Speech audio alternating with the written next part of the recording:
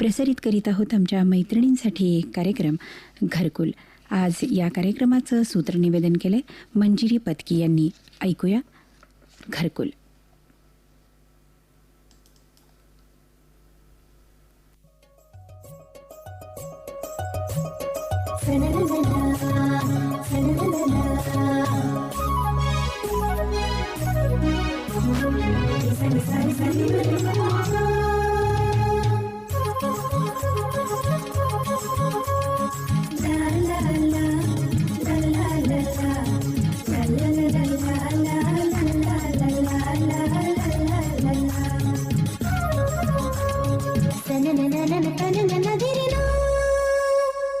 नमस्कार मैत्रिणींनो, आजच्या घरकुल कार्यक्रमात आपल्या सर्वांचं मनापासून स्वागत आणि मंजिरी पत्कीचा आपल्या सर्वांना प्रेमपूर्वक नमस्कार. मैत्रिणींनो, आजच्या कार्यक्रमात आपण ऐकणार आहोत कवयित्री स्वाती गुरव यांनी सादर केलेल्या कविता. स्वातीताई या कोडोली सातारा येथील रहिवासी आहेत. गेली 15 वर्ष त्या वरिष्ठ महाविद्यालयात जीवशास्त्र या विषयाच्या प्राध्यापिका म्हणून कार्यरत आहेत. शैक्षणिक क्षेत्रात त्यांनी विविध जबाबदाऱ्या पार पाडत असताना या क्षेत्रासाठी महत्त्वपूर्ण योगदान त्यांनी दिलं आहे. साहित्यिक तसंच सामाजिक क्षेत्रातही त्यांचा लक्षणीय वावर आहे. विविध साहित्यिक कार्यक्रमात सहभाग आणि काव्यस्पर्धांमध्ये त्यांनी पारितोषिकं मिळवली आहेत. तसंच त्यांना अनेक पुरस्कारही मिळाले आहेत. नमस्कार स्वातीताई. नमस्कार. घरकुल कार्यक्रमामध्ये आपलं स्वागत आहे. स्वातीताई, आपल्या कविता आपण ऐकणारच आहोत, पण सुरुवातीला आपल्या कवितेच्या प्रवासाविषयी किंवा लेखनाविषयी थोडंसं जाणून घेणार आहोत. तर सर्वप्रथम आपल्या काव्य प्रवासाबद्दल काय सांगाल, किंवा लेखन प्रवासाला कधीपासून सुरुवात झाली आणि कशी? मला वाचनाची आवड अगदी लहानपणापासूनच होती. घरात जणू तसं वातावरणच होतं. आई वडीलही पुस्तक वाचनाला महत्त्व द्यायचे आणि लहानपणी चंपकसारखी छोटी छोटी पुस्तकं आमच्याकडे मागवली जायची. बर. आणि त्यातूनच वाचनाची आवड निर्माण झाली. बर. पण खरं लिखाण म्हणजे माझी लेखणी चालू झाली ती 2018 साली. तेव्हा माझ्या दुसऱ्या बाळाचा जन्म झाला. खरं म्हणतात बाळंतपण म्हणजे स्त्रीचा दुसरा जन्म. खरंय. माझ्या बाबतीतही अगदी तसंच झालं. दुसरा जन्म म्हणजे या लेखणीतून गवसले मला मी स्वतः नव्याने. बर. बाळ थोडं नाजूक होतं, त्यामुळं त्याला NICU मध्ये ठेवलेलं आणि त्याला काचेतून मी पाहत राहायचे. आणि त्यावेळेला अगदी माझ्या मनात वेगवेगळे कल्लोळ उठायचे. बर. त्यावेळेला वाटायचं बाळही काहीतरी विचार करत असेल. तर त्या काचेतून पाहणारी मी त्याची आई, आणि या क्षणी त्याची आणि माझी नाळ लेखणी बनून कागदावर उमटली. बर. आणि तिथून माझ्या लेखनाला सुरुवात झाली. अच्छा, म्हणजे आईचं आणि बाळाचं जे नातं आहे, त्यातली जवळीकता आहे, त्यातून तुमच्या लेखन प्रवासाला सुरुवात झाली. त्याच वेळेला मी सोशल मीडियावर शब्दांची गुंफण करायला सुरुवात केली. ते शब्द होते माझ्या मनातल्या कोपऱ्यातले, आणि कसं ते लेखात रूपांतर झालं कुणास ठाऊक. आणि त्याला एक टायटल दिलं गेलं, माझ्या इवल्याशा जीवाची धडपड. आणि तो लेख सोशल मीडियावरून सगळीकडं व्हायरल झाला. मग तेव्हा जाणवलं की अरे, आपले मनातल्या वेदना किंवा खंत किंवा आपल्या मनातलं जे काय आहे ते कागदावर उमटू शकतं आणि त्याला योग्य दिशा मिळू शकते. पण त्याला गरज आहे वाचनाची. खरंय. आणि मग वाचनालाही सुरुवात तिथून झाली. आवड होती, पण सवड मिळू लागली. बरोबर. आणि त्यातूनच परत माझी पहिली कविता आली. तिचं नाव आहे स्त्री. म्हणजे असं अगदी मुलानं मला आईपण दिलं, आणि दुसरं लेखनाचं कौशल्य जे आहे ते खरं तिथून सुरुवात झाली. बरोबर. म्हणजे इथून तुमच्या लेखन प्रवासाला सुरुवात झाली. स्त्री लिहिताना मी ज्यावेळेला बाळाला काचेतून बघायचे, त्यावेळेला माझ्या मनातली वादळं आणि मला असं वाटायचं की त्याच्या मनातली वादळं ही एक व्हायची. आणि त्यावेळेला एक आई म्हणून म्हणजे पण त्या वेदना बाजूला ठेवून जेव्हा मी त्याच्याकडे बघितलं, त्यावेळेला खरंच मला मोठं वेगळं जग वाटत होतं. आणि त्यातून ह्या कवितेचा जन्म झाला. बर. मग ती पहिली कविता घेऊया आपण. माझी पहिली कविता आली, तिचं नाव आहे स्त्री. हल्ली महिलांचे वेगवेगळे दिन साजरे होतात. जणू हा सणच झाला आहे, जणू हा सणाचा दिवसच असतो. स्त्रीच्या अस्तित्वाला सलाम करण्याचा. प्रत्येक आव्हानांना सामोरे जाते ती, प्रत्येक नात्याला जपते आणि निभावते ती. शेतात काम करणारी ती असो किंवा लाल दिव्याच्या गाडीतून फिरणारी अधिकारी असो, स्वतःच्या पायावर कुटुंबाला उभारते ती म्हणजे तीच. पण धडपडते, पुन्हा उठते तीही तीच असते. संस्कार मुलांवर रुजवणारी तीही तीच असते. सासू सासऱ्यांना आई वडिलांसारखं जपते तीही तीच असते. सेवाभाव मनात ठेवून समाजात वावरते तीही तीच असते. एकमेकींच्या सुखदुःखात धावून येते, डोळ्यातले थेंब अलगद टिपते तीही तीच असते. सातासमुद्रापार सर्वच क्षेत्रात अग्रेसर असते, तर राजकारण, समाजकारण, अर्थकारण बघणारी तीही तीच असते. अशा स्त्रीच खरंच मानाचा मुजरा. तिच्या धैर्याला आणि तिच्या सामर्थ्याला मानाचा मुजरा. खरंच खूप सुंदर कविता आहे आणि मला वाटते की प्रत्येक मैत्रिणींच्या मनातलीच ही कविता म्हणायला काही हरकत नाही. स्त्रीचं रूप तुम्ही खूप सुंदर पद्धतीनं या कवितेमध्ये अधोरेखित केलेलं आहे. मग ही पहिली कविता आपण केलीत, मग या कवितेचे आपल्याला अभिप्राय कसे आले किंवा ही पहिली कविता आपण प्रथम कोणाला ऐकवली? पहिली कविता मी माझ्या मिस्टरांना ऐकवली. खरं तर मी जे काही पहिलं सुरुवात असते कच्चं पक्क, त्याला खरं रंगरूप देण्याचं काम माझे मिस्टरच करतात. बर. तर ती कविता त्यांना ऐकवली आणि त्यांचेही डोळे पाण्याने भरून आले. म्हणजे त्यांनी त्या कवितेतून स्त्रीला समजून घेतलं असं म्हणायला काहीच हरकत नाही. अगदी. आणि त्यांनी तुम्हाला पुढं प्रेरणा दिली आणि मग त्यातून तुम्ही पुढं कविता करू लागलात. आता कविता करत असताना निरीक्षण केलं जातं किंवा त्या कवितेमध्ये सुंदर अशी शब्दांची गुंफण केली जाते. मग यासाठी तुमचे काही वेगळे प्रयत्न असतात का? म्हणजे वाचन किंवा वेगवेगळ्या कवींच्या कविता वाचणं वगैरे असं? म्हणजे साक्षात मी सरस्वती रूपच मानते, ते म्हणजे शांता शेळके आणि बहिणाबाई चौधरी यांना. कारण साधी राहणी आणि उच्च विचारसरणी, वाचन, अभ्यास आणि या सगळ्यातून त्यांच्या डोक्यावरचा पदरही कधी खाली नाही. खरं. अशी ही दोन्ही व्यक्तिमत्व म्हणजे माझ्यासाठी कवितेतच नाहीये तर दैनंदिन जीवनातही एक आदर्श स्त्री म्हणून या दोघी माझ्या समोर आहेत. खरंच आहे. म्हणजे त्यांच्या कविता वाचत वाचत तुम्हाला तुमच्या कविता स्फुरत गेल्या. बरं. आपल्या कवितेचे विषय साधारण कोणकोणते असतात? कविता सुरुवातीला तर स्त्री ह्या विषयावर लिहिली गेली, पण त्याच्यानंतर जसं जसं वाचन वाढत गेलं तसं तसं नव्याने नवं जग बघायला मिळालं त्या पुस्तकात. आणि मग जाताना निसर्ग, येता जाताना प्रवासात निसर्ग पाहायला सुरुवात केली, निसर्गाचं निरीक्षण. आणि त्यातून बरेचसेच अगदी चिमणी कावळा असेल, पक्ष्यांचं निरीक्षण असेल किंवा आता वातावरणातले बदल असतील, हे सुद्धा मला जाणवायला लागले. म्हणजे माझं जगच बदललं जणू. बरोबर. आणि मग आपोआप कविता त्यानुसार त्या अनुषंगाने सुचत गेल्या. म्हणजे तुमची प्रत्येक गोष्टीकडे बघण्याची दृष्टी बदलली. ज्यावेळी तुमचं वाचन झालं त्यावेळी तुमचं कविमन जागं झालं आणि प्रत्येकाकडे बघण्याचा तुमचा दृष्टिकोन बदलला. मग अशाच कविता काही घेऊया आपण. निसर्गाचे फायदे आणि तोटे आपण अगदी अनुभवतोय आता. हो हो. आणि त्यामुळं त्याचं महत्त्वही आपल्याला तितकंच कळाले. त्यामुळं त्या अनुषंगाने मला सुचलेली ही कविता. शीर्षक आहे जपूया निसर्ग. वाट पाहुनी शेवटी तो आलाच, मुसळधार वारा आणि सोबत पावसाच्या धारा. सगळीकडे अंधार आणि मध्येच विजांचा कडकडाट, जमिनीचा कंप आणि ढगांचा गडगडाट. आभाळाचं छत आमची काळी माती, आमची आई, तिच्या उदरात वाढतं हीच आमची पुण्याई. झाकून डोळे विसावलो भुईशी, हादरली ती कंपून सारे क्षणात उदरात घ्यायची. हंबरून वासरे साद देऊ लागली, आमच्या आभाळाने ही आज आमची साथ सोडली. सगळीकडे अंधार, एकच गोंगाट मजला, मलाच कळेना मीच एकला राहिला.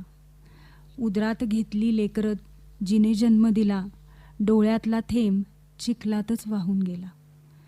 कमावलेला एक एक घास आज मातीत गायब झाला. पिकं, जनावरं सगळं गेलं. निसर्ग राजा काय आमचं चुकलं. पोटच्या गोळ्यासंग झाड झाड वाढवलं, निसटत्या मातीनं त्यांना पोटात घेतलं. पक्ष्यांचा थवा अंधारात गायब झाला, मोठमोठ्या झाडाने जेव्हा श्वास सोडला. धीर धरू आता निसर्गच सोबत राहिला, त्यास सांभाळू आता हाच ध्यास घेतला. उभारू पुन्हा हिरवा मळा, लावून रोपाची माळ, गुणगुणू दे पक्षी प्राणी हिरवं माळ. यानंतरची माझी कविता आहे आठवणीतली शाळा. ही कविता लिहिण्यामागचं थोडंसं संदर्भ सांगते. अजूनही शाळेतल्या बाई, माझ्या प्राथमिक शाळेतल्या बाई माझ्या संपर्कात आहेत. अजूनही त्यांचं वय झालंय, पण अजूनही त्यांनी मला मार्गदर्शन केलेलं आहे. तेव्हापासून ते अगदी BEd होईपर्यंत पूर्ण शिक्षण घेतानाचे सगळे शिक्षक संपर्कात आहेत.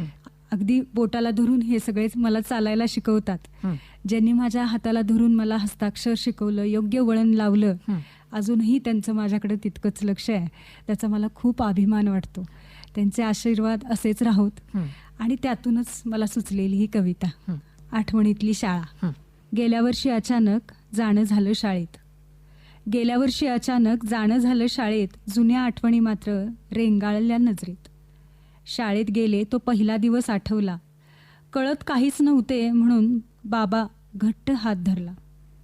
रडकुंडीने आईच्या पदराआड जीव माझा दाटला.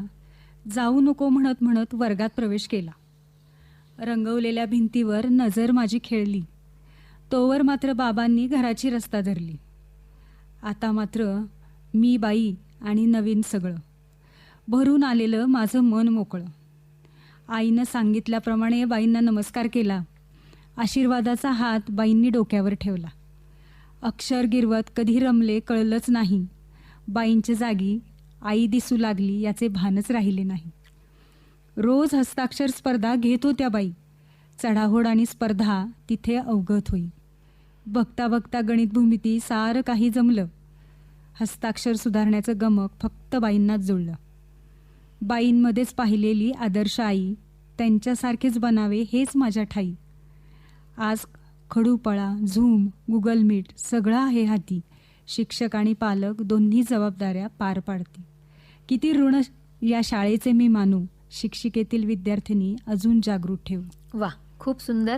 आणि प्रत्येकाची शाळेतली आठवण ही वेगळी असते आणि शाळा म्हटलं की त्या आठवणीत मन रमतं. आणि खूप सुंदर अशी कविता आपण केलीत. खूप छान.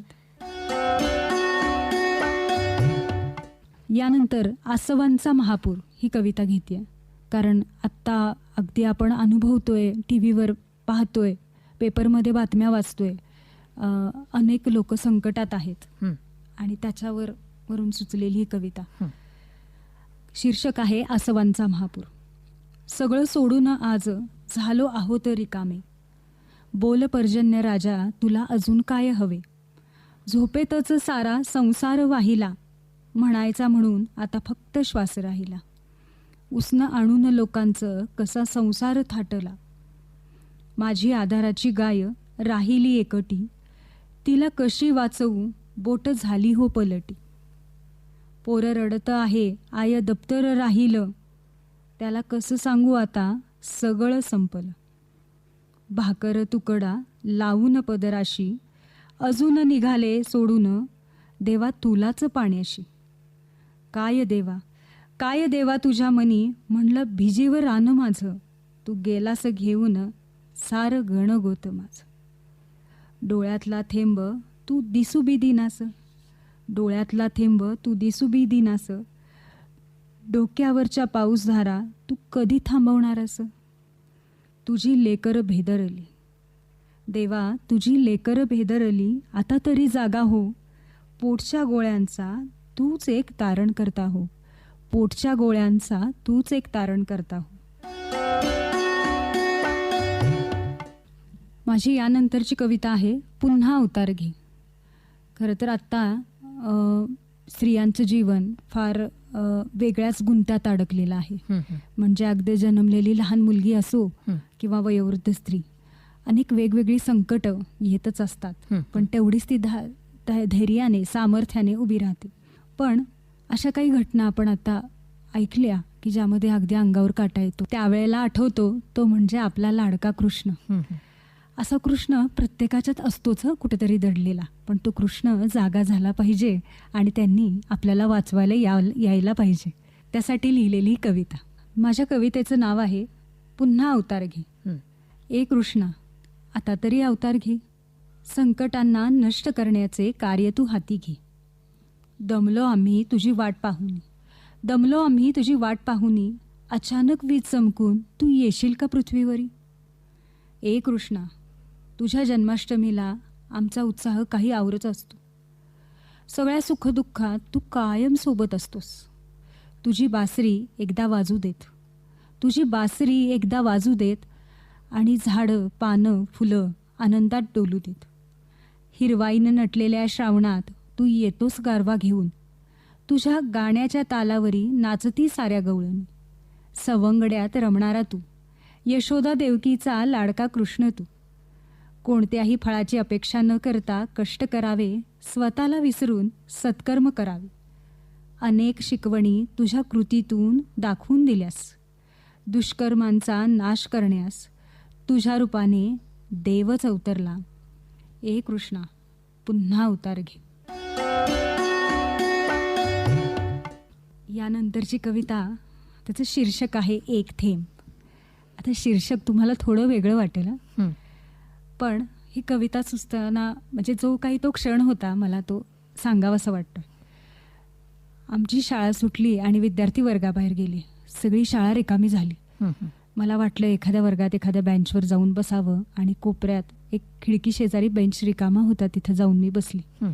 शेजारी झाड होतं खिडकीबाहेर आणि त्या झाडावर पक्ष्यांचा किलबिलाट चालू होता. खरं तर तो पूर्ण दुष्काळाचा मे महिना अगदी सुरुवात होती, एप्रिलचा शेवट, आणि ती पिलं जणू पाण्यासाठीच ओरडत होती असं वाटत होतं. आणि त्यातूनच मग सुचलेली ही कविता. शीर्षक एक थेंब. हळुवार पावलांनी डोकावले खिडकीशी, इवलेसे चक्षू जणू उघड झाप करती. रखरखत्या उन्हात तोच गारवा तिजला, सर्वात उंच फांदीवरचा झोका तिचा आवडला. घरट्याची वीण पाहिली जवळूनी, अबोल निसर्गज्ञान दिसले त्यातूनी. मान वळवून पाहत होती दूर दूर, शोध तिचा जाणण्यास झाले मी आतुर. हिरवीगार पानं आता मोजकीच राहिली, सुकलेली पानं मात्र गळू लागली. काय हवं असेल तिला उत्तर काही मिळेना, काय हवं असेल तिला उत्तर काही मिळेना. अस्वस्थ त्या जीवाची भाषा मज कळेना.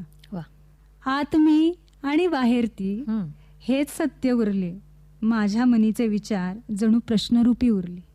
पाहिले तिने हळूच चक्षु तिचे बोलले, एक थेंब पाण्यासाठी लेकरू तिचे तहानलेले. क्षणात भरून पाणी झाडास बांधले, मुक्या जीवाने तहान भागून आनंदाने पंख फडफडविले. काय सांगू तुम्हास हल्ली चिवचिवाट वाढला, काय सांगू तुम्हास हल्ली चिवचिवाट वाढला. एक थेंब पाण्याचा आयुष्य देऊन गेला. कवितेचं नाव आहे स्वप्न. एकदा एक स्वप्न पडलं आणि स्वप्नात आला शाळेतला बेंच. सहज हात फिरवला तर त्यावर जाणवला कोरलेल्या नावांचा संच. बेंचच्या कप्प्यातलं दप्तर आठवलं आणि टचकन डोळ्यातलं पाणी बेंचवर पडलं. सगळे विषय डोळ्यासमोर फेर धरू लागले. माझेच मला कळेना की मी वर्गात कस वर्गात आले. खरंच वर्ग आणि स्वर्ग काही वेगळा नसावा. एकीकडे मुक्ती तर दुसरीकडे स्वप्नांचा डोंगर दिसावा. तोवर एकच गलका झाला आणि सगळ्याच बाकड्यांमध्ये जणू वाद सुरू झाला. 20 वर्षांपूर्वीचे बेंच आता म्हातारे झाले. 20 वर्षांपूर्वीचे बेंच आता म्हातारे झाले. पण तेच जणू म्हणू लागले, आम्हाला सोडून सारेच का निघून गेले. लेकरच आमची कधीतरी येतील, लेकरच आमची कधीतरी येतील आणि शाळेच्या भूतकाळात हरवून जातील. आता आम्हालाही सोबत न्या, आता आम्हालाही सोबत न्या. जिथे असाल तिथे हात द्या. बाकी काही नको, बाकी काही नको, फक्त आमच्या लेकरांसारखं आम्हाला कवेत घ्या. छान. आता तुम्ही अध्यापनाचं कार्य करता, त्यामुळं धावपळीचं जीवन आहे, त्यामुळं रोजची दिनचर्या सांभाळून, कौटुंबिक जबाबदाऱ्या सांभाळून, नोकरी सांभाळून या आपल्या छंदाला कसा वेळ देताय? खरं तर असं म्हटलेलं आहे ना, जिच्या हाती पाळण्याची दोरी ती जगाते उद्धारी. जगातील सगळ्यात सुंदर निर्मिती म्हणजे स्त्री आहे आणि या स्त्रीला खरंच देवानं तितके हात दिलेले आहेत. खरं आपल्याला काम करताना ते जाणवतं. एका वेळेला आपलं वाचनही चालू असतं, अगदी बांधलेली रद्दी असेल तरी त्यात काहीतरी वेगळं दिसलं तरी हळूच पेपर काढणारे आपण. बरोबर. त्यामुळं हे स्त्रीचं रूपच वेगळं असतं. पण यामध्ये खरंच आपल्या कुटुंबाची साथ मिळाली की जगणं अगदी सुलभ आणि सुंदर होतं. आणि मला आवर्जून सांगावंसं वाटतं की यामध्ये मला सगळ्यात महत्त्वाची साथ मिळाली ती म्हणजे माझे सासू सासरे यांची. की मिस्टर सोबत नसायचे कामाच्या धावपळीतून, पण माझे सासू सासरे मात्र माझ्या कविता ऐकायला नेहमी प्रेक्षकात बसलेले असायचे. पाठिंबा मला फार मोलाचा आहे. खरंच आहे, म्हणजे आपल्या प्रत्येक मैत्रिणीने सुद्धा आपल्या छंदाला वेळ द्यायला पाहिजे. यानंतरची कविता आहे आठवडी बाजारची शिकवण. आता ही कविता सुचली त्यावेळेला आम्ही दोघं बाजारात गेलेलो. बाजारात गेल्यानंतर आमच्या दोघांमध्ये जी चर्चा झाली त्यातून घरी आल्यानंतर आम्ही दोघांनी कागदावर उमटवलेली ही कविता. अरे वा, छान. खूप काही शिकवतो हा आठवडी बाजार, खूप काही शिकवतो हा आठवडी बाजार, शिकवतो मोल भाव करायला, वस्तू तराजूच्या मापात ठेवायला. जावे आठवडी बाजारला, नाही फक्त भाजीला, मिळतो मनाला तजेला. आठवू लागतात शाळेतील धडे, पात्रे जातील बाजारात उभी पुढे. इथून पुढं थोडं वेगळं आहे. हं. दिसतात मला टोमॅटो, नजर शोधते त्या मुलाला, शाळा सोडून आला होता मोक्याची जागा पकडायला, लाल चिखल वाचवायला. घेतो मग जास्तीचे टोमॅटो गरजही नसताना. थोडा पुढे आल्यावर झाडाखाली दिसते मुलगी, तीच असेल का हो ती स्वप्न पाहणारी दमडी. लाकडाच्या मुळ्या भरताना शेवेची मुळी आठवणारी, शेवेच्या एका घासासाठी 1.5 दमडी कमवणारी. दिसता कुठे आजोबा तिथे करतोच मी खरेदी, थोडे दिवसांनी का होईना पण पाखऱ्या त्यांचा वाचवण्यासाठी. दिसता कुठे डोंबारी ठेवतो पैसे हातावरी, जखम बरी व्हावी कसरत करणाऱ्या त्या आईची. एवढे सगळे बघताना भान विसरून जातो पुरा, एवढे सगळे बघताना भान विसरून जातो पुरा. अहो ऐकलं का तिथे कुठं थांबला, काय बाई हा वेंदळेपणा. जाग येते या हाकेने माझ्यातल्या विसरभोळ्या गोकुळला. हे सगळे मराठीचे धडे तुम्हालाही आठवले असतील, आम्हाला दोघांनाही आठवले आणि बालभारतीचं पुस्तक ते डोळ्यासमोर तरळले. वा, छान. खूप छान निरीक्षण तुम्ही बाजारात केलेलं आहे आणि ही कविता केलेली आहे. आता या आपल्या वेगवेगळ्या कवितांमध्ये निसर्ग, स्त्री जीवन, नाती, समाज या विषयाचा प्रभाव दिसून येतो. तर विषयांची निवड कशी करता किंवा तुमचा यातला आवडता विषय कोणता? विषयांची निवड अशी साचेबद्ध आहे असं नाही आहे, कारण जन्मापासून आजपर्यंत आपण वेगवेगळ्या वयाच्या टप्प्यातून जातो, शिक्षण घेतो, नोकरी करतोय, प्रवास करतो त्यानिमित्तानं. तर त्यामध्ये आपल्याला अनेक प्रकारचे अनुभव येतात. तर त्या अनुभवांची साठवण मनात कुठेतरी केलेली असते आणि हळूहळू पुन्हा ती मग कागदावर उतरते. माझ्या आवडत्या कवयित्री बहिणाबाई आणि शांता शेळके. तर त्यामध्ये बहिणाबाईंनी सांगितलं की बहिणाबाईंना विचारलं जायचं की तुम्हाला लिहिता वाचता येत नाही, मग तुम्ही कविता कशा करता.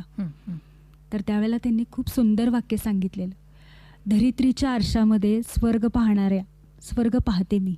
म्हणजे मातीत शेतात काम करताना त्यांना तो आरसा वाटतो आणि त्या आरशात त्यांना आभाळ दिसतं.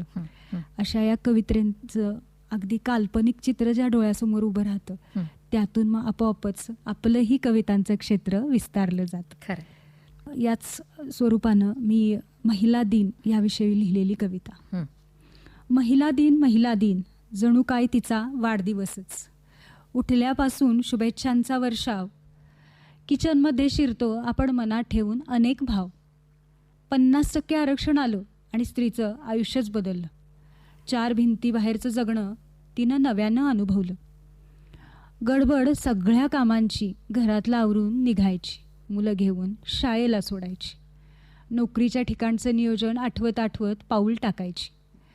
डबा खायचा हसत हसत मैत्रिणींशी गप्पा मारत, हळूच एखादा सेल्फी काढत आणि एकमेकींकडे बघून नाकं मुरडत. हक्काला तीच असते हो, चेहरा पडला की हळूच काय झालं म्हणून विचारणारी. घराबाहेरचं मैत्रीचं नातं ती प्रेमानं निभावते. हाच खरं महिला दिन, तिला कशी आहेस म्हणून एकदा विचारा. नको फुलं आणि मानाचे तुरे, पण तिला आपलं माना. ती असते मायेची सावली, थकत नाही की थांबत नाही. तिला हवा थोडा विसावा, चहाचा एक कप पुरेसा असावा. महिला दिन म्हणून कुणी देतंय का घरातून सुट्टी? चूल मूल आणि नोकरी सांभाळणाऱ्या अष्टभुजा खरंच आहेत महान लेकी. स्वातीताई, आजचा हा मनमोकळा संवाद आणि आपल्या सुंदर कविता आमच्या मैत्रिणींसाठी सादर केल्यात त्याबद्दल आपले मनपूर्वक आभार आणि आपल्या पुढील साहित्य लेखन प्रवासाला खूप साऱ्या शुभेच्छा. धन्यवाद. धन्यवाद. मैत्रिणींनो, आत्ताच आपण कवयित्री स्वाती गुरव यांनी सादर केलेल्या कवितांचा आनंद घेतलात. हा कार्यक्रम आपल्याला कसा वाटला याचा अभिप्राय आम्हाला नक्की कळवा. त्यासाठी आमचा ईमेल ॲड्रेस आहे satarakisan@gmail.com SATARAKISAN@gmail.com.